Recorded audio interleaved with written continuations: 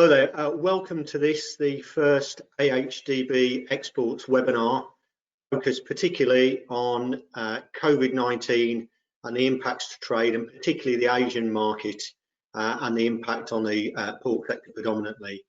So we live in strange times with travel suspended and a lockdown easing but continuing. It's clear things aren't the same, and during the course of the presentation we'll talk about the challenges we face and what we as AHDB are doing to continue to deliver the work on the export front. I'll just take a few moments to talk through the plan for today, and I'll stop sharing my webcam at this point and put the slides onto full screen. So the session for today started at 2 o'clock, finishes at 3. I'll give a brief introduction and an overview of AHDB export activities. Rupert Claxton, Meat Director for JIRA, will talk about a recent study that we participated in and JIRA have compiled, looking at the impacts of COVID-19 on global trade patterns and focused on Asia. And then Jonathan Eckley, who heads up our Asia-Pacific team, we'll talk more specifically about the activity of the team as a whole and particularly in that Asia region. So you'll see that on your dashboard you have a question pattern, and you'll be able to ask your questions in text format, and we'll have a question session at the end of the presentation. So the session will end at 3. We'll have about 10 or 15 minutes at the end for questions. So please do submit them using the dashboard. The webinar will be recorded as well and will be available on the AHDB website and the YouTube channel shortly afterwards.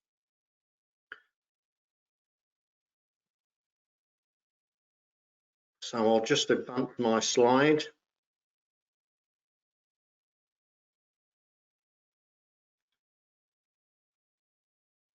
Apologies for this, it's not moving forward.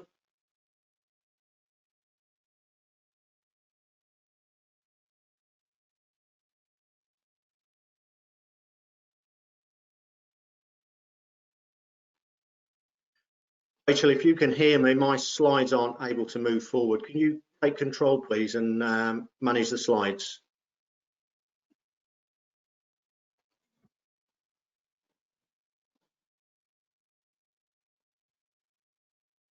Apologies for this. Just bear with us for a moment whilst we get the slides working. Okay. That's great. Could you just drop that one, please, Rachel? Okay, thank you. So, in terms of just giving an overview of AHDB exports, we cover all the 6 sectors, which is beef and lamb, cereals and oilseeds, dairy, horticulture, pork and potatoes. But today is very much red meat focused, with the emphasis on pork, given the importance in the Asian region. Red meat forms the largest export sectors within AHDB, and in 2019 recorded a record level of trade at just a little over 1.5 billion, which underlines the importance of exports to the red meat sector. In particular, remains critically important to balance the carcass, deal with seasonal peaks of production, and adds value to specific cuts in demand overseas. So as an organisation, we continue to seek opportunities to build on the UK's reputation and positive association of a reliable producer of safe quality products, both maintain and grow our export opportunities. Next slide, please. This slide really underlines the importance of exports as a percentage of domestic production across our sectors. You'll see there beef at around 15% of total production, pork in excess of 25%, and lamb varies somewhere between 25 and 30%. Of course, peaks seasonally because of the seasonal pattern of lamb production, with the peaks, and we're a net exporter in the second half of any calendar year and a net importer in the first half of the year. And the importance of the European market to exports can't be stressed enough, and particularly for the sheep meat sector. Next slide, please. What do we do as AHDB in the exports team? Well, we have a role in technical market access, import risk assessment questionnaires, supporting industry and government towards market approval, inward inspection visits, and importantly, the ongoing maintenance of markets. So helping ensure that we have continuous access so that we don't experience any difficulties in ongoing exports. And this is very much a genuine partnership with industry, UK government through DEFRA as the competent authority, and the other bodies who have a role in market access and approvals, and the UK Export Certification Partnership, which I'm sure a number of you will be more than familiar with. We also have an outward mission program to new and growing markets. So once the market's open or just prior to opening, to help businesses and buyers come together to understand the offer and what the business potentially looks like, as well as the trade shows that you'll be familiar with, shows like Anuga and so on, that are important to demonstrate our footprint of activity. We have an in-market presence in some countries, and Jonathan will come on and discuss that in more detail shortly. It's been an activity intelligence gathering to now, principally in China, through a partnership with the China-Britain Business Council and Holly Chen in Beijing with CBBC, but employed by AHDB as a key role to play in that. We have an agency in Hong Kong and intelligence gathering in the US to help us understand the dynamics there. But we're currently expanding that footprint to Japan and the Middle East on market development and reputation building for the UK, plus additions to China and the US, again reflecting opportunities to build the reputation of our products and understand the marketplace better. We don't do that alone. We collaborate and support with a number of organisations, but particularly UK government via local embassies, the FCO and DIT network, and a good example of that is the post of Agricultural Counsellor in the British Embassy in Beijing, which is a unique post, part funded by AHDB in partnership with UK government to drive our market access and trade development role. And Ray Smith, who some of you will know, plays a key role there in making sure that we maintain and continue to develop that important market for our products within China. And then we also have an office in Brussels, which focuses on policy, and going forward will obviously play a key role in understanding changes to EU policy and how that might impact our trade between our EU neighbours, both on export and import. Okay, next slide, please. I won't spend too much time on this slide, but it just gives you an example of the breadth of coverage that we're building to as a team. And you can see that there we have people scattered across the key markets. And I just want to raise there, heading the EU activity, Remy Ferrer in the office in France, who has a network of agents covering the 6 agents covering the key European markets, which has been the cornerstone of exports. We have Susanna Morris heading up the Americas, and of course we're sending product to Canada and potentially growing American access of late, which I'll come on to in just a moment, as well as South America.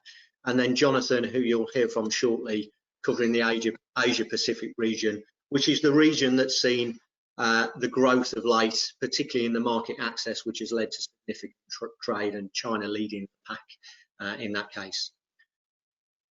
Next slide, please. That's it, perfect, thank you. So just to give a brief update on our market access progress, we've had recent successes in gaining market access for beef and lamb to Japan, Taiwan for pork, China increased pork access, and beef coming in the autumn of 2019. And there is still some details to be finalised, but we would hope to see beef trade to China starting before the end of the year. And access to the US for beef, which again, we're in the final process of securing the requirements to start commercial trade, but that's nearing its conclusion at this point in time. We also have an active ongoing access dialogue with Mexico on pork, and the Mexicans visited in January and did an audit of our facilities, and we currently have just received their report, which the DEFRA team are working through. We had inward missions planned for Taiwan for lamb and China for lamb, which have both unfortunately been postponed due to travel restrictions, and the same goes for Vietnam on pork. Discussions with Vietnamese government around an inward inspection visit, which has not been able to be finalised at this current time, which you'll understand. But we're exploring alternative ways of trying to continue that market access dialogue using video conferencing and technology, for example. In terms of maintaining the access, China have responded positively to the request for flexibility on OV signatories in light of the current risks. There's a limited number of OV signatories for China certificates, and should they fall ill, that would hamper those exports. So they've been positive on the flexibility, and have also permitted submission of our certificates using electronic means, which is a move forward facilitating export and managing some of the current risk that we face, and hopefully will lead us to a slicker movement of the necessary paperwork going forward. And I should also flag up right now that AFA, the Animal and Plant Health Agency, have also now have a number of certificates available. 79 certificates are available for products, a number of which are relevant to this group, and you can find those on the website that's listed there. And the online submission for export health certificates enables you to copy and paste information, standard information, store documents in one place, and so on. So that is a move forward which will facilitate the export certification process. So that is great news. I'm pleased to be able to be sharing that with you. Next slide, please. You'll be familiar with our trade stand presence and some images there of what traditionally our footprint might look like from Anuga last year. Of course, trade stands very difficult at this current time. CL, which is due in October, is still scheduled to go ahead at the current time, but a number of events have been postponed. So we remain working closely with the organisers to understand what the potential for delivery of those types of events are, or indeed their postponements. As I say, the next one we're focused on is CL, with a number of shows in the meantime in China that will continue to deliver locally, and Jonathan will touch on in more detail shortly. Next slide, please. And we continue to work with UK government using the GREAT campaign as a backdrop. You'll be familiar with these images. We use them on our trade stand and our promotional literature. The GREAT brand has real brand recognition on the trade platform, and we're grateful to be working in partnership with government on this. And clearly what that looks like going forward, we're not sure, because this is very much a heavily visual appearance for the GREAT branding, but we're exploring opportunities for ways to link buyers and sellers, virtual missions, video conferencing, etc. We're in these strange times. Next slide, please. And in terms of really underpinning the export markets and understanding the marketplace to exploit their potential, we have an extensive team that spends their time looking at the UK domestic market, understanding the consumer and the consumer purchase drivers, so that we can deliver our marketing campaigns based on consumer preference, so we can really demonstrate the success of those campaigns by really understanding what triggers the purchasing behaviour with consumers. We're rolling that out on an international basis. The image there on the screen shows some of the market reports that we've done today: Japan, China and the US. We've also our market intelligence colleagues did a document looking at international consumer perception and understanding of UK and UK produce, which has helped us gain a greater insight into those marketplaces, and we'll be increasing the effort that we put into that work and sharing those reports to really help stakeholders understand the marketplaces and the key purchase drivers. Next slide, please. We know that on the international market, there's definitely an opportunity to dial up the Britishness and the brand development overseas, and you can see some of the words there that overseas consumers associate with UK products and red meat, like grass-fed, food safety, animal welfare. And certainly in the countries that are our new and growing target markets, where food safety is important, quality, tradition and heritage, and messages that we're exploring further to understand the consumer affiliation and association with those, so we can tailor the messages for the relevant market to try and drive greater uptake, greater confidence and greater purchasing behaviour and demand for the products. Next slide, please. So that's a quick introduction for AHDB exports and the subject for today. Just to close, give my assurance that export remains a critical function for AHDB and important to stakeholders, and will remain a core part of the work that we do. But we are developing the approach, accelerated by the current situation, but to include more support in the newly granted markets and those with the key growth opportunities. That was always in our plan for this year, and the impact of COVID-19 has only accelerated that and really underpinned the rationale and the thinking behind having those people in country to enable us to continue to do the work whilst we can't actually travel. So this will increase the ability to deliver on the ground our reputation activity, as well as developing partners, developing activities with partners and in partnership. And we'll also improve our consumer insight work in key international markets, so we can understand and exploit the true potential. And my final point would be that with Brexit progressing, the EU will remain a vital market, and the third country markets will offer further opportunities for new products or alternative products, and that will give us the best risk management and mitigation to have the widest variety of markets on offer that will take a range of products and pay an appropriate price accordingly to really maximise the return from the carcass. So going forward, it will be one very much of working in partnership with government and others, using our insight to underpin and understand our approach and reputation within markets, and building that reputation to really exploit those broader opportunities. So with that, I'll close my section and I will pass to Rupert Claxton, who, as I said, is Meat Director for JIRA, focused particularly on the Asian market. And Rupert's going to talk about the impact of COVID-19 on global protein and that focus in Asia. So over to you, Rupert. Thank you.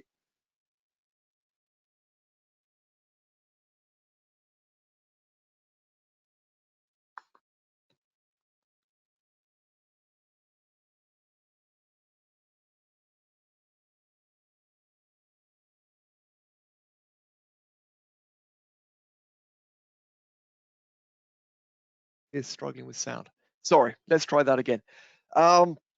It's been a very difficult period for the last 2 months across the UK, and I'm sure all of you have felt that. We've at JIRA been following this since really the beginning of the year, because we do a lot of work across the Asian markets, and very clearly from January onwards this was a brewing problem in China. And so with that, I've got an opportunity to show you a range of things. So I'm going to try and get rid of my camera and hopefully make sure you can see my screen. And so kill the webcam and hopefully you can see screen. So to do that, I want to talk about 4 different areas, or break this up into 4 different areas. One is to give you a very quick global overview of what the market situation is today, where we're at, and the problems really that we're facing because of what's going on. The next thing I want to do is talk in a little bit more detail about China, because obviously with what's gone on with ASF throughout 2019, and we know it started before that, the importance of the Chinese pork market is all-encompassing globally, and is to some extent providing us with a soft landing coming out of this this current crisis. And then I just want to back out of China a little bit, because we tend to get all involved with what's going on in China and just think China, China, China. And just remind you that there are some things going on in other Asia. They are complicated at the moment, but there are opportunities there.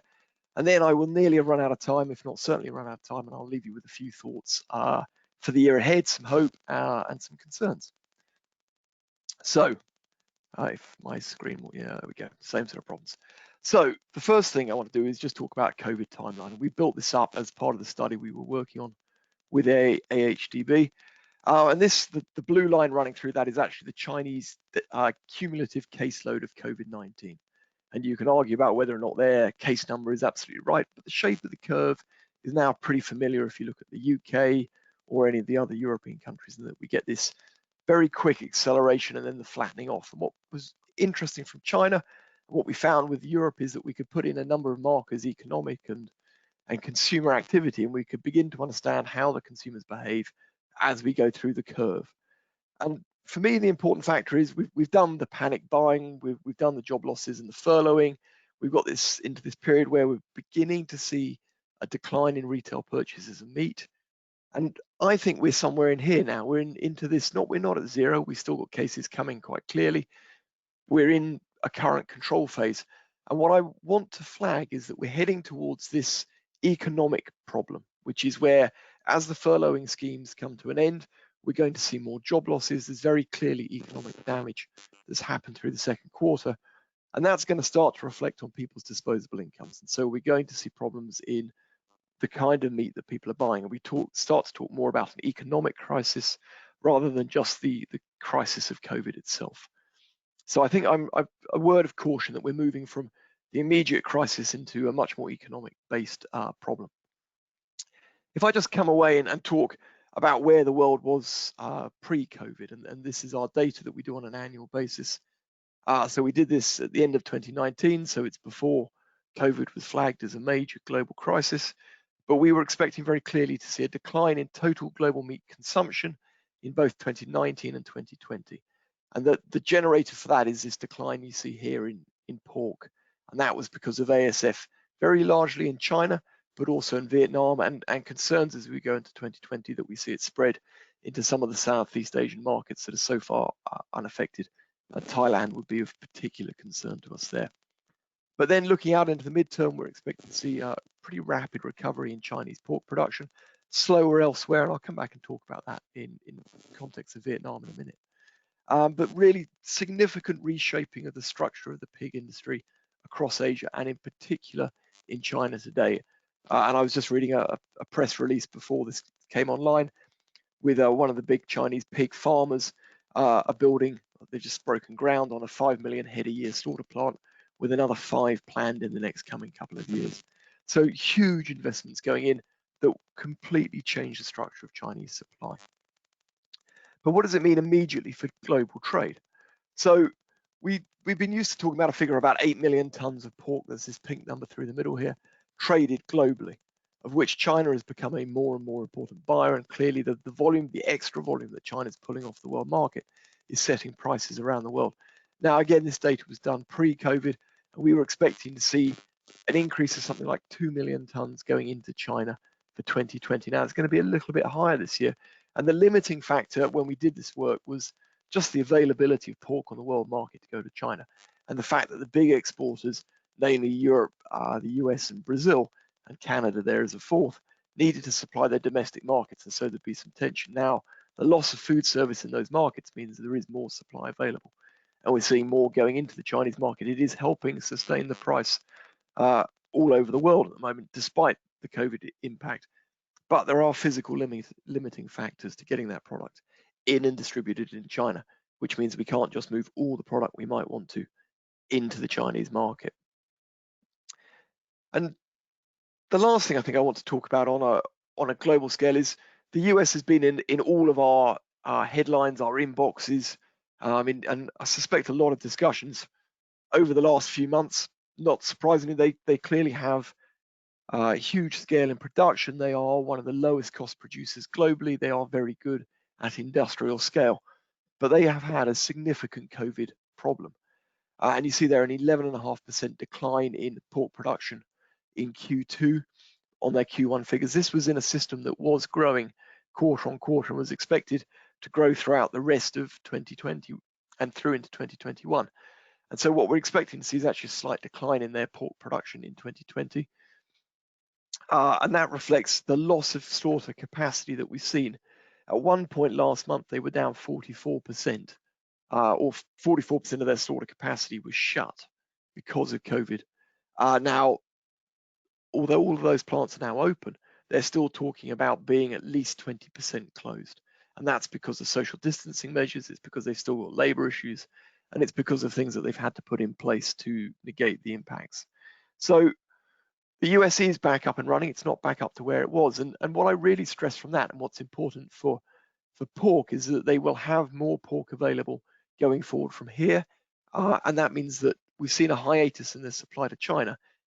And we know that before that hiatus, they were really challenging the export prices to China. And so the prices that the European exporters and yourselves will have been used to were under significant pressure. That came off for a month as we went through May, and the Americans was challenged. And now as we go into the next quarter, we're going to see the US coming back with more volume in the Chinese market. And it won't be back to where it was, but it's going to increase steadily, and they will once again be competitive unless Trump stitches them up and they have a significant falling out. And then I just want to make the point of the rest of the world. We talk a lot about the economic damage and what's happening in our own market, but it's just worth making the point that when we look around the world, certainly in terms of GDP, we are talking about significant losses all over the world, and there are some weird exceptions. Vietnam has bounced quite quickly from COVID. It was a fast-growing economy. A 2.7% growth rate is actually well down on where they were, and the Philippines at 0.6, the same, but they may yet be more negative. But elsewhere, what I'm cautioning is that our other export markets are going to be challenged, and in developing markets, meat purchases are one of the things that get hit very quickly if you see an economic decline like that. And so I am nervous as to what that might mean as we look towards the second half of the year and meat purchases around the world. And so we are undoubtedly looking at a challenged year. Now on to China, and I know it's been the market that sets everything for some time, and particularly in the last 18 months with ASF. And nearly every conversation we get to comes back to what is going on in the Chinese market today. A couple of things just to update on really where China is. The first one is that coronavirus is under control in China. It's not gone, it's not eliminated. They are still getting some hot spots, some pockets of disease, and they are working with localized lockdown and restrictions to minimize the impact of those. The economy is back up and running. It's not back to where it was, and it's certainly not looking at the growth that they should have been looking for the year. But they're talking about 90% of the economy is back to work, although we have a suspicion that if demand for Chinese exports around the world, manufacturing, is down because of economic shrinkage globally, then they're going to be, those jobs won't be there. And so there is an unemployment risk in China going into the rest of the year. Food service in China took a very big hit, as it did in Europe, but obviously the Chinese, the majority of the Chinese hit happened in Q1. And as we moved through Q2, then we saw them recovering. QSR weekday sales volumes have recovered to near normal. That's quite interesting. But notably, weekend sales haven't. So that means that people using QSR when they're going to work are buying them, but people aren't going out for leisure purchases. And so that becomes an issue when we start to talk about school holiday purchases, which is quite important in the big cities. Restaurants and canteens are still down 30 or 40%. And again, that reflects discretionary spending, people wanting to go out, and they're not, they're staying away. So there are messages there for what it might mean in terms of our own domestic recovery as well. Even if you reopen food service, social distancing measures and consumer caution mean that we just don't bounce back to normal. Retail, we're seeing a permanent boost for e-commerce, which is good news for importing meat into the Chinese market, because it really helps with the conduit for getting that product into the market at full value. One of the downsides is that there just isn't enough infrastructure to move as much of that as the Chinese consumer would like at the moment, but it is growing rapidly. But non-food sales are down, again, reflecting consumer caution. Travel, domestic business travel has resumed, and people I know and work with there are moving around the country, although they say it is a bit more muted than it was, but that discretionary travel, tourist travel, is not there. And it's very limited, and that's an issue in China, but it's also an issue globally, where we're used to seeing those Chinese tourists making a big contribution to the economy. If I gave you the example of Thailand, then Chinese tourists make up 20% of the income from tourism in the country in any one year. And so that's going to hurt significantly, and has been already from the beginning of the year. Logistics are very largely resolved in China. The ports are back up and running. Highway tolls have been restored, and so traffic is back as near as it can be to normal. And the localized disruption where provinces were blocking trade because they didn't want people bringing in COVID, they seem to have been resolved as well. So that's good news for internal movement. And meat prices are subdued from a February peak, which helps with demand. So on the subject of meat prices, I think a little more detail. And in this chart, we're just going through from September 19 to give you a bit of perspective. And the line that we're really interested there is the red line of pig meat. You can see where that lockdown came in just ahead of the New Year ramp up. And you see that the price continued to peak after that, as really significant disruption in the supply chain meant that there just wasn't pork available. Interestingly, you can see that the green line of chicken was trending down through that period because there was just too much yellow chicken coming into the market. Pork's been recovering from ASF. We hear of considerable investment. We hear of people restocking farms.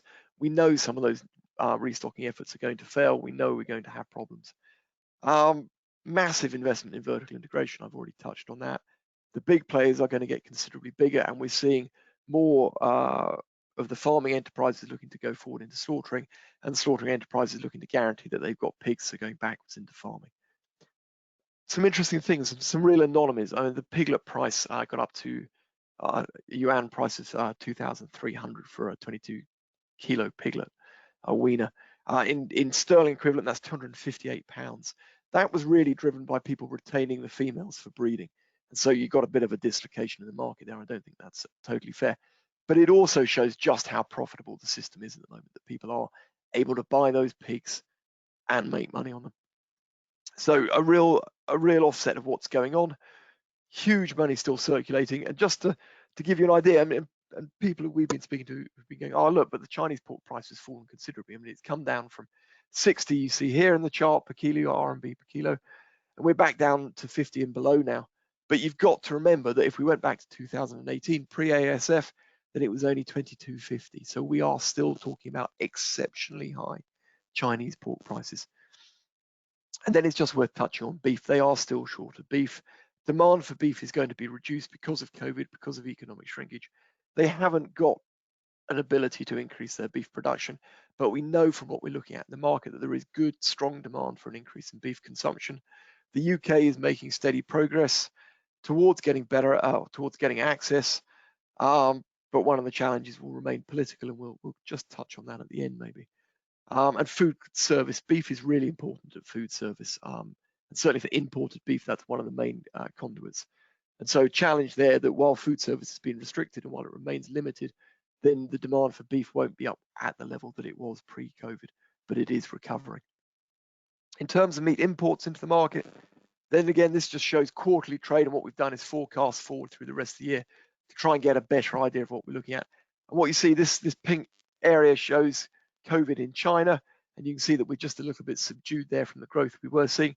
The ramp up in the fourth quarter was ahead of Chinese New Year, getting stock into the country, especially as prices were booming at the time. What we find is we get this flattening off in the second quarter because they've got stock sitting in the market, and then suddenly we see this price import explosion. And what this is driven by is the US, Europe, and Brazil having product that's not being absorbed in their domestic markets, the high prices in China, and that pull to get product into the Chinese market.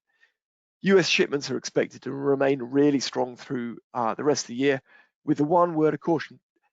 Relationships between the US and China are really tense. Trump's rhetoric on this being a Chinese flu, Wuhan flu, a Chinese biological weapon, and all the other discussion, the Chinese have taken it badly. Now, at the moment, they're continuing to honor the trade deal targets and saying that they will surpass them.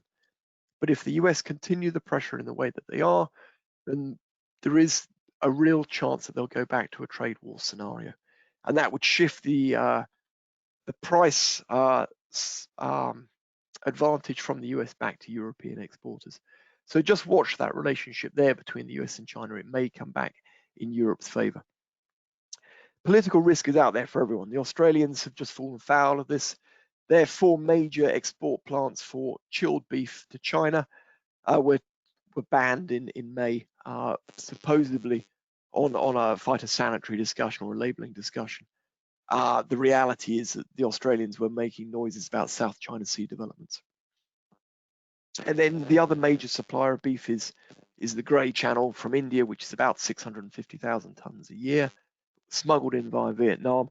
That at the moment is very, very slow because the Indians have got a lot of their plants slowed up because of COVID in India itself. So that's challenging the market there. I just want to move, sorry, this skips around a bit, just quickly to look at other Asia before I run down on time too much. And whilst we talk about the opportunity in China and what happens with Hong Kong, it's really worth talking about the opportunity in other markets. There is still some risk around the Chinese market. There is political risk for sure, especially with the UK and Hong Kong. And so we can see that if we look at the chart here, pig meat imports by country, China has been the key driver. If we take China and Hong Kong out, then the volumes are lower. We're talking just under 2 million tons carcass weight equivalent to the rest of Asia, but growing at a healthy rate. Good volumes going into South Korea. Hong Kong, you see, is down there, the pink color. That's because some of that volume has moved from going Hong Kong to China to going to China direct. But growth in the Philippines, where the UK is active, increasing volumes into Taiwan. Singapore is quite an interesting market. And Vietnam, I'm going to just give you a little bit more detail on, because Vietnam is a really important pork market. They consume something like 4 million tons carcass weight a year, and they have a massive ASF problem. So the point of showing you this is that there are opportunities in other parts of Asia. They are not as big volume as China, but there is the opportunity for the UK to develop a stronger relationship on these smaller volumes and then build as those markets develop. If we just look at what's gone on in Vietnam, just to give you a bit of an idea of the impact of ASF somewhere else, a market that was growing in volume terms at 3.2% per annum, very largely domestically supplied. Majority of that was coming from small holding farmers finishing 2 to 5 pigs per year. Very low level of import support because the infrastructure just isn't there for delivering it, and because they have quite a low cost of production from that backyard system. But ASF last year dropped production by very nearly 17%. This year we think it's going to pull it down at over 50%. That's the loss of that backyard system. And so yes, they're going to see quite a strong recovery, but the reality is that it's going to take them a decade to get back up to having their own supply at the level that they might want it. And part of that recovery is going to be much higher level of imports. Now, we've been muted in the level of import recovery we're showing through to 2024 because it requires investment in infrastructure. And at the moment, chicken is blocking some of that infrastructure up. But there's real opportunity to put a big increase in volume through 2020, and I believe certainly over the next 5 to 10 years. And you can see, if I just show you, these are monthly imports mirrored into Vietnam. So we've taken reverse trade data, and it's only in product weight. So I've just taken a shortcut, I'm afraid. But what you can see here is a huge spike in January and February this year going into the country. And the traders that I talk to tell me that this trade continues through the first part of the year. So good opportunity to put more volume in there. Obviously, you've got some significant competitors there, but the UK is now, we are shipping to Vietnam, but you can't see it, tiny periodic shipments. So could we do more there? Would it provide us an alternative to China? Worth thinking about. A little bit on beef, same kind of story in beef. You can see how important China is in terms of the overall beef picture. Significant growth over the last decade into the Chinese market. Really good news globally for beef. It's helping support prices all over the world. And if it distracts some of the other shippers, then that gives the UK a bit more headroom. Again, if we take China out of the picture, then you can see that the growth into the rest of Asia has been a bit more muted. It's challenged by price, it's challenged by availability.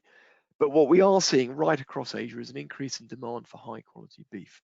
It's niche volumes at the moment, but it's growing. We're also seeing in places like the Philippines, demand for manufacturing beef increasing. And so there are opportunities out there if we can gain access and if we can meet the import requirements and the processor requirements in those markets for us to do a better job into those markets. No question at the moment the volumes are small, and no question that there are challenges in gaining access. But it is interesting that as we move away from China, we see other markets showing the same thing. Increased disposable income, increased Western style food habits means we're seeing a a stronger demand for beef. And just as a pointer to a piece of evidence there, per capita consumption in carcass weight equivalent, the European level for beef is around 15 kilos. But if we look across the rest of India, across the rest of Asia, okay, India is no use to us because of the religious constraints, but they are consuming a bit. But we find that other markets, Thailand, Indonesia, Philippines, Vietnam, Singapore, Malaysia, all show good potential. We would expect to see an increase in volume there. Just so as we don't forget the sheep supply that we've got from the UK and the challenges out there, huge import surge into China again over the last 10 years, really becoming more fashionable. Some limitations on the high prices that it's achieving, but it is now really important to the global sheep meat price that China continues to pull these kind of volumes off the world market. Opportunity elsewhere in Asia is more limited. There is some demand. Malaysia, notably because it's a strongly Islamic country, but we've got challenges around the price and positioning of the product. But we find that there are markets for trimmings and manufacturing meat in a variety of these markets. Halal is obviously important. Could the UK do more with these markets if we can gain access? Again, small volumes at the moment, but they are there. It's not a dead loss. And again, if you look at the per capita consumption of sheep meat right across Asia, then you can see it's very low. There are opportunities for fashionable gains, and you can see that Malaysia is pretty strong there. India is interestingly strong, but reliant really on domestic supply, and quite a lot of goat in there, and is very price sensitive. But the cities eventually will be an interesting market if we can gain access. So plenty of things for us to think about. COVID is undoubtedly giving us a serious challenge on where we are in the world, and making everybody stop and think. Economic recovery in Asia, I think, is going to be one of the key metrics to understand how much demand for imports there's going to be and how that development will happen. ASF is still prevalent and spreading in Southeast Asia. COVID has rather taken our mind off this, but shortfall in protein in all markets because of the loss of pork supply. It is pushing up prices of other meats. It is making governments look for imports, and it is driving the local markets to look to stocking imported product, even if it's come out of the frozen chain, because they just don't have local supply. So huge import opportunity, but you are going to see significantly more US competition through the second half of 2020. And on ASF, I will just ring the caution that we are all watching what's happening in Germany with regard to the Polish ASF situation at the moment, and are nervous about it, because if Germany gets ASF, then we've got some real challenges in the European market. China remains the major market, no question.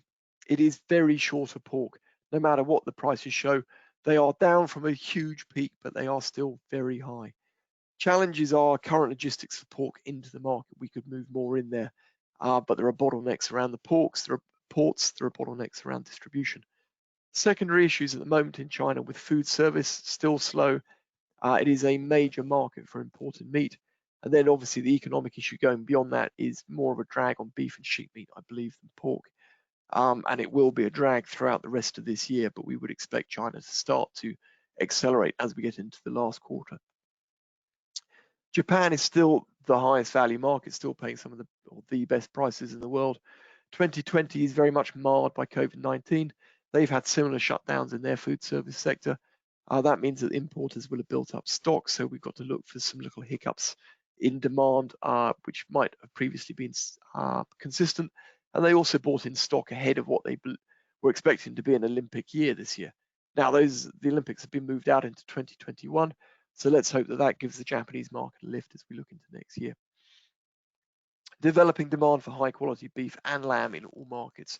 That's really interesting. We're beginning to find high-end retailers, high-end restaurants, both independent and associated with the hotel chains, looking for import quality beef off the world market and prepared to pay reasonable prices for it. They are niche opportunities, but that's how you build a reputation in those markets. So they're worth paying attention to. COVID-19 is playing out differently in all of these markets. It's not following exactly the same rules. We see some of the same patterns that I showed you in that first curve. When you've got time, go back and have a look at it. But the economic hit will take the edge off demand. It's happening in all of the markets differently, but it is happening. And it will be more of an issue for high quality imported product than low quality meat that is feeding the masses. So we've just got to factor in how that plays out through the rest of this year. And lastly, just want to reiterate, Chinese relationships are fragile. China doesn't like being put into a corner. It doesn't like being challenged on its domestic policy. This will create opportunities as the US has issues, either through direct trade problems or because we see consumer and manufacturing relationship issues. But it could create a barrier for the UK. We know that Hong Kong is beginning to become to the forefront of political sensibilities at the moment, and the UK has made its position clear, or certainly made a statement on that in the last week.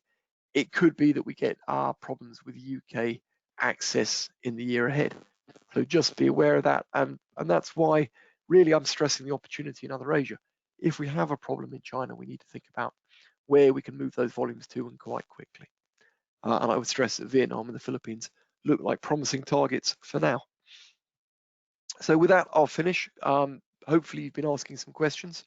We've got a Q&A at the end of this. It's been great to talk to you briefly. I'm going to hand over to Jonathan Eckley, who is the head of Asia Pacific exports for AHDB, who I believe is going to give you an update on where their activity is. And so, Jonathan, over to you, and thank you very much. Thanks, Rupert.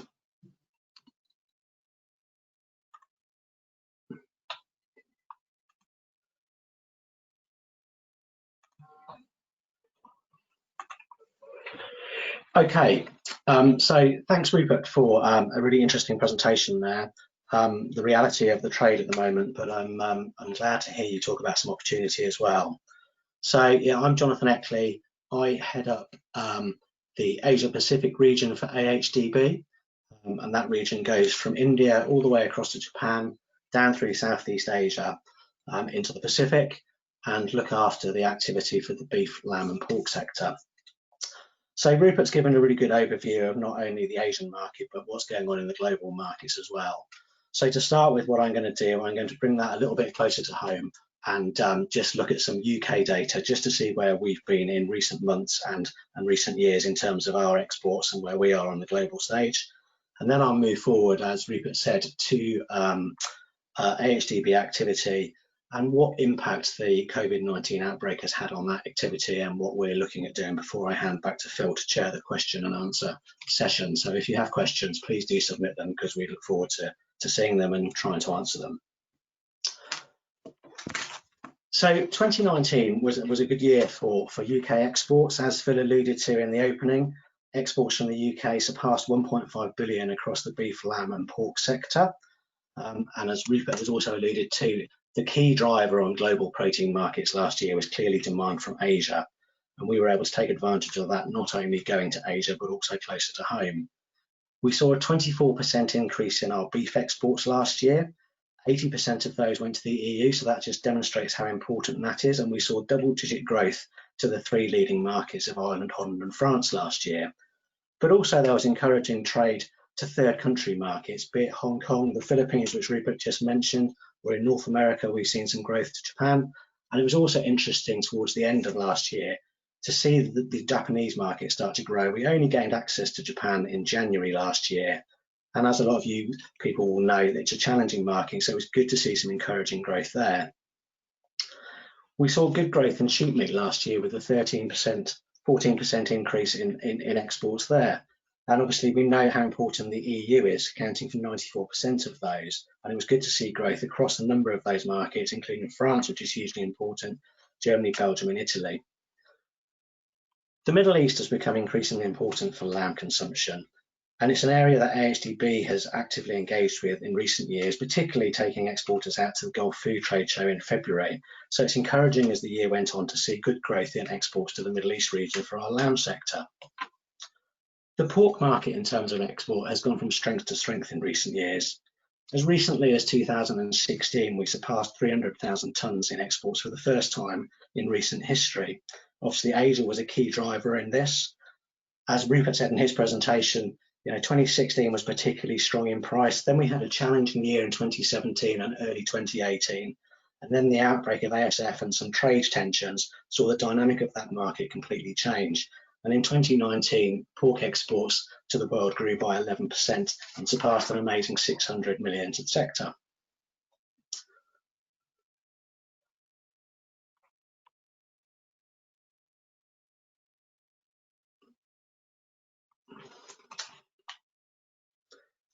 So following the strong 2019, all things looked pretty good in January.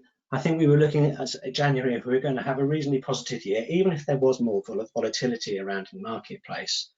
And by the end of the month, all three proteins were still showing growth, which was encouraging. Obviously, the evolving situation that Rupert's outlined was in our minds by the end of January.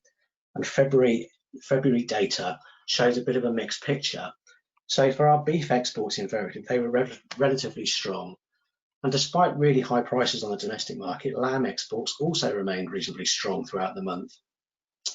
Coronavirus impacted Asia earlier, and the lockdown in Beijing and China at the end of January into February did start to impact global logistics in terms of availability and shipping product. So in February, we did actually see a small decline in our pork exports. Then as we moved into March, as Rupert illustrated really well with his graphs, market by market went into lockdown, and we saw some seismic shifts in the global trading platform. Beef exports stood up reasonably well throughout March, driven by demand for manufacturing beef. I think we've seen how challenging the market was for the lamb market, particularly during the second half of March. But in contrast for the pork market, as China returned to business as March progressed, people went back to work, the logistical problems eased, we saw the pork exports return to a more positive frame of mind. April and May have seen an unprecedented situation on the global stage, and we have weathered the storm so far.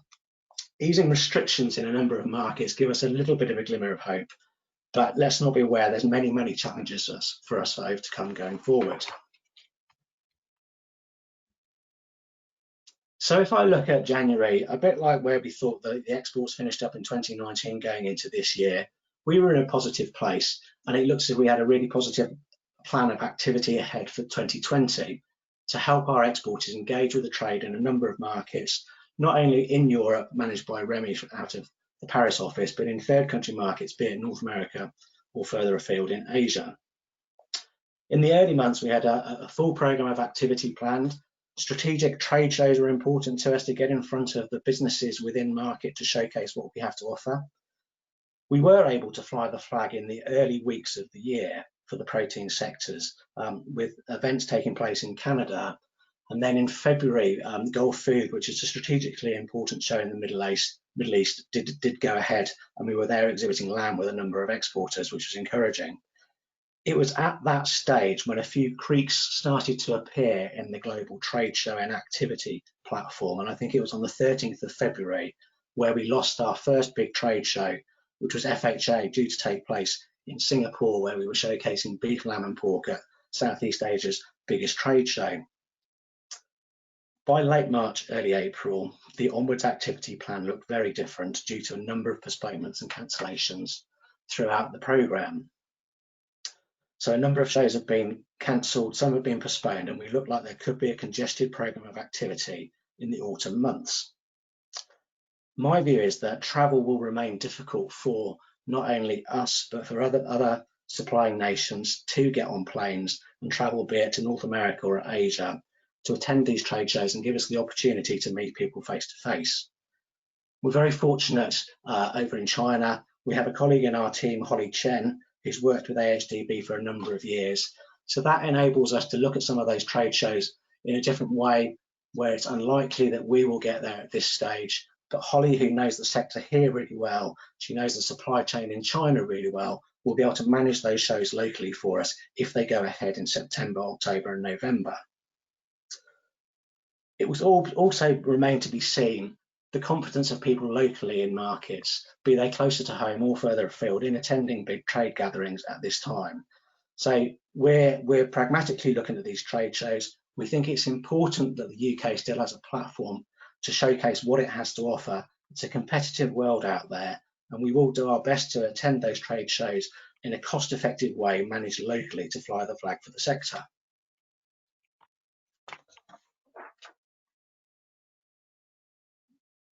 Obviously, the lack of travel has had a huge impact on the activity we do. Face-to-face contact within the meat business is all important, particularly in the Asia regions that we look after. Trade shows have been really important for us, not only in developing new business, but also in maintaining new business in what is a very competitive world. Another area, as shown on this slide, with a good-looking bunch of meat exporters in Japan, is missions out to market, particularly when we're new to market, where we need to go and meet the people.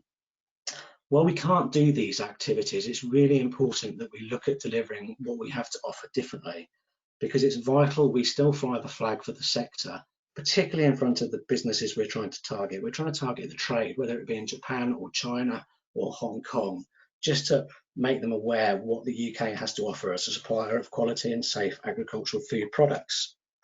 So in China, we're very lucky to have Holly to engage. In a number of markets, we also engage with the local embassies, as Phil alluded to earlier, and the Department of International Trade and some of their partners. They're key to helping us deliver our messages, which is particularly important at this time that we continue to fly the flag for the sector. We can't get in front of people, so using PR, be it in traditional print media to help tell our story and just keep the UK in the forefront of people's mind, or whether we move into the digital space, which we're doing in some markets, to engage with those consumers on that digital platform, that's all important, particularly on the Asia regions.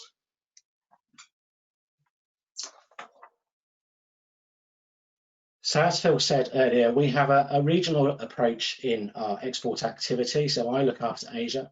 Europe and the Middle East is managed out of Paris, and Susanna Morris manages the North American market. And those other regions will come to other webinars in a month's time and a bit later in the year to tell you about the activity there.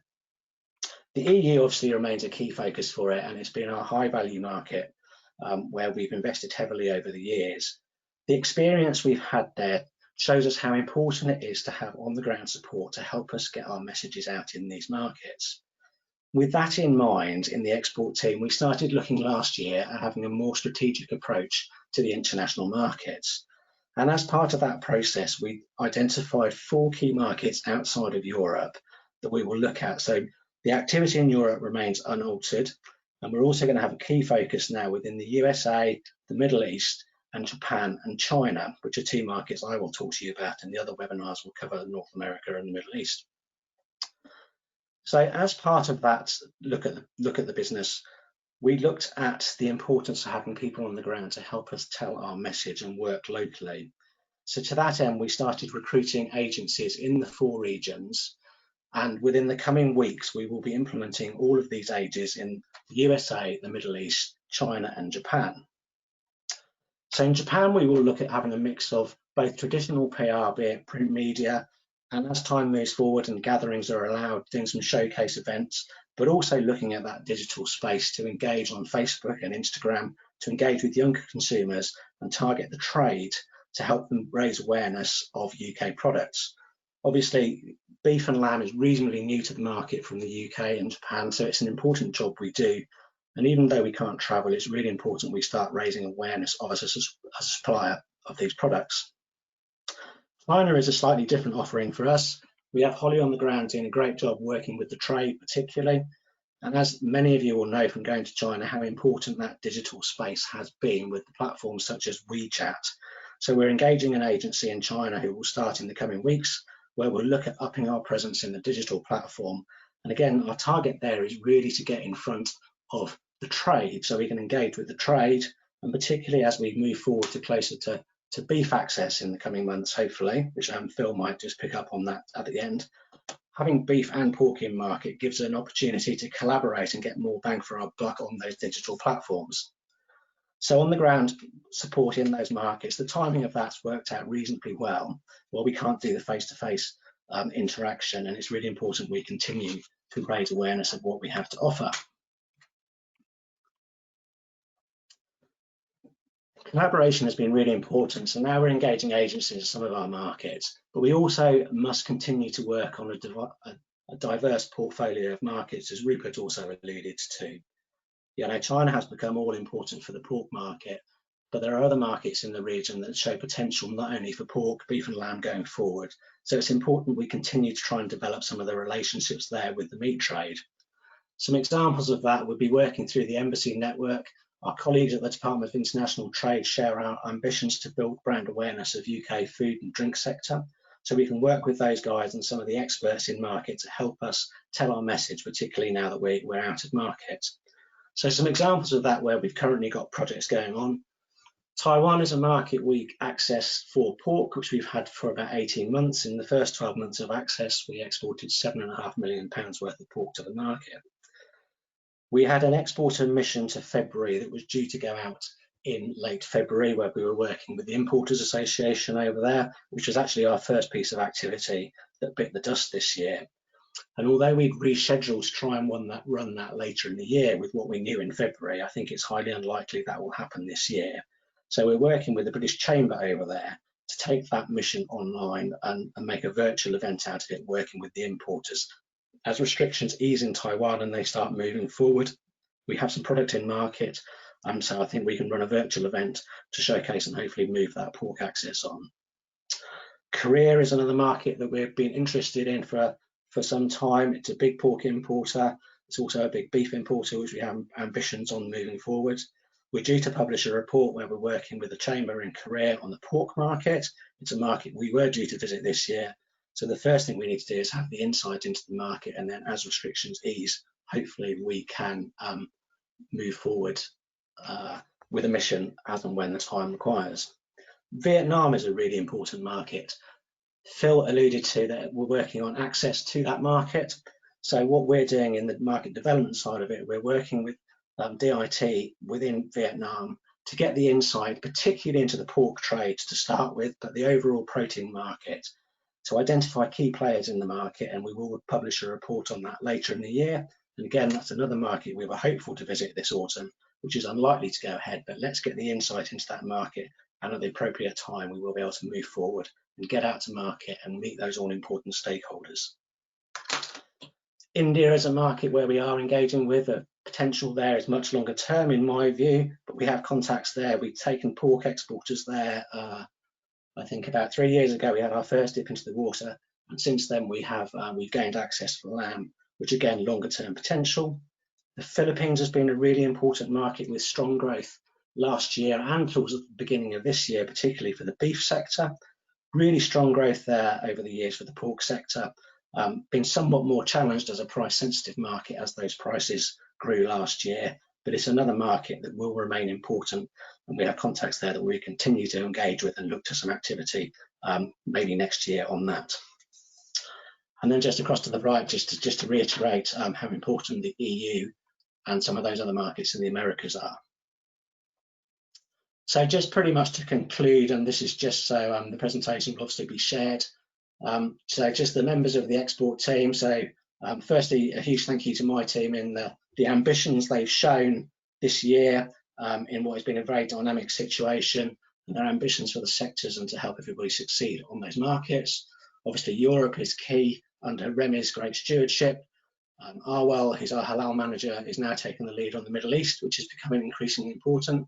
And you'll all be hearing from Susanna in a month's time on the Americas.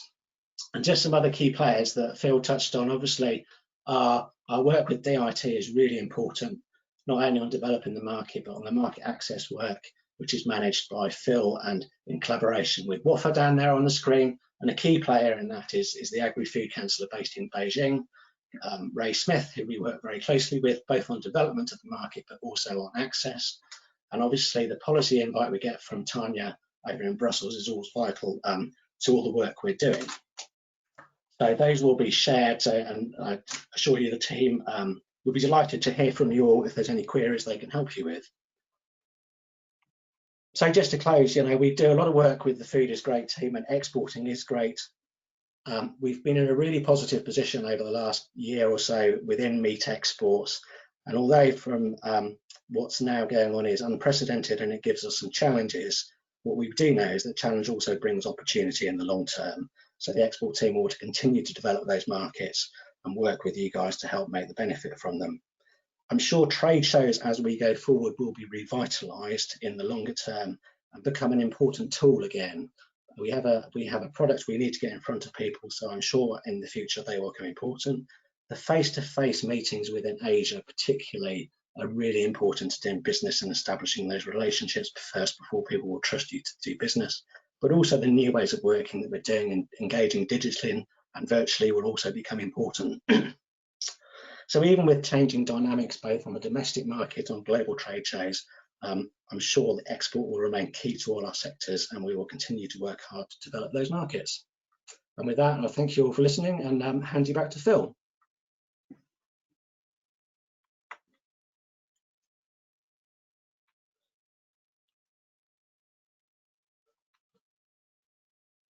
Thank you, Jonathan. I hope you can hear me. That's given an overview from an AHDB point of view of what we do and how we do it in some of the new ways of working and the change and challenge that we're facing. And indeed, Rupert's presentation gave a real picture of what that market is developing like, given some pretty exceptional circumstances. So I've got some questions coming in. I realise we are over time, but I can see from the numbers that an awful lot of you are sticking with us. So we'll keep our promise and take some questions. If you've got one, please submit them pretty quickly. We'll just take a few moments to do maybe 2 or 3 questions. The first one I'll put to Jonathan, and I'll read it so you can answer accordingly. Given the increased prices for pork over the last couple of years and coupled with the positive outlook and demand for beef, has there been a shift in the balance of chilled versus frozen of red meat trade to China and Asia more generally, or is it more heavily dominated by frozen? And do you see a longer term opportunity for fresh and chilled products to the region?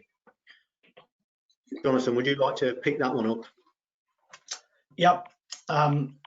To date, to China specifically, frozen pork is what we send there. There's certainly been some changes in the balance of what goes there, driven by high prices last year, but all frozen from the UK. But you know, the demand driven by ASF saw unprecedented for different cuts that we hadn't been shipping. Now obviously now that dynamic can change. Rupert's also alluded to some of the price point issues that may come out of other markets with some really competitively priced product surplus on markets now, and a lot of other people are looking for China. So I think that will remain dynamic. In terms of other markets for beef and lamb particularly, there's been, you know, an emerging trade in high quality chilled product going to places like Singapore and Hong Kong. And that's been growing, and it's been a market that a lot of work has been on to try and develop a brand for the quality product that Britain has to offer, and then use that brand to leverage demand in other markets. Obviously, in the short term, that's been really challenged because that's an air freight market, and with the lack of aircraft flying, there is some capacity, but obviously the prices of that are pretty uneconomic. Yeah, I think a number would agree with that. Availability of air freight slots, which is necessary for a chilled product. Thanks for your answer. Rupert, I wonder if you could expand a little on your comments around the relationship with the US and China at the moment. Obviously, they've got an agreement to take a certain amount of agricultural products, crop products and so on. Where do you see the sort of medium-term future for pork to China from the US? Thinking about ractopamine within that discussion and the price implications, and against the perhaps longer-term political climate. Yeah, okay, that's a good question, and one which could be expanded out for the rest of the day. But to take the short answers on that. Firstly, the US are in the process of removing ractopamine from their production system because they've identified that the opportunity to send product to Russia, to China, and it has to be ractopamine free for Chinese access. The added value that they get, even if they only send the offal products there, means that it's worth taking ractopamine out of their system. And the profitability or the gain of ractopamine it just isn't worth persevering with. So that's not a legislative decision, that's a commercial decision. 4 of the big processors have already done that. The others will follow suit through this year. And I suspect that's been delayed a little bit because they've been focusing on COVID and not that particular issue. So that then follows on to your next part of the question. One of the limitations is, as you know, of how much pork they've had available for China has been the amount that's coming out of certified racto-free supply chains. And that means that even the feed mills have to be racto-free. They can't do a bit of both, because if they do racto-free, then there's a chance of creating a false positive in the racto-free supply chain. So as they start to change that over, it's going to be an awful lot more product and certainly parts that will be available for the Chinese market. So what they've been able to do historically is have a supply chain dedicated for China. That's been notably active in those carcasses that are cut into what they term a three-piece cut. So that's a front, middle, and hind, with a part of the middle taken out, because actually they keep the belly for the domestic market.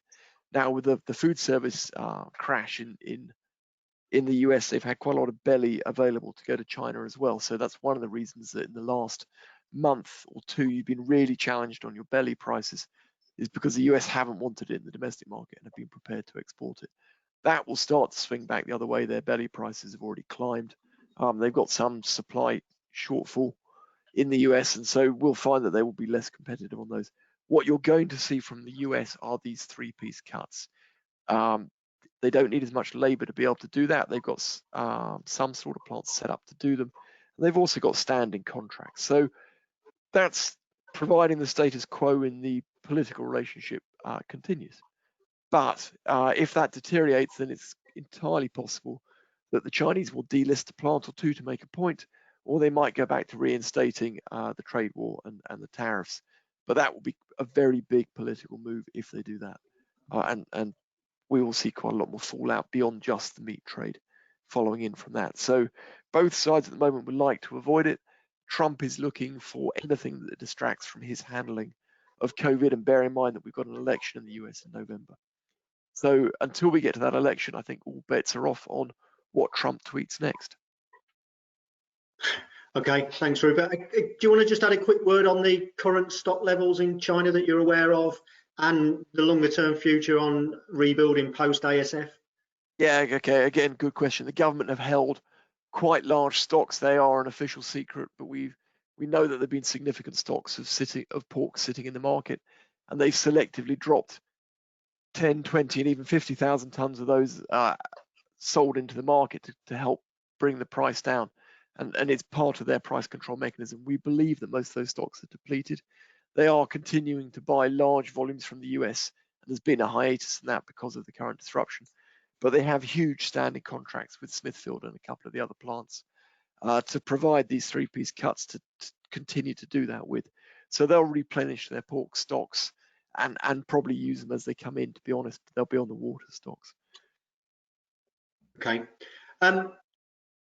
I'll make a comment on the next question, Rupert, but I'll come to you afterwards. Will FTAs increase the opportunity for exports, but also increase the threat of imports? I think it's quite clear that that dynamic exists, that as part of an FTA, it encourages trade in both directions.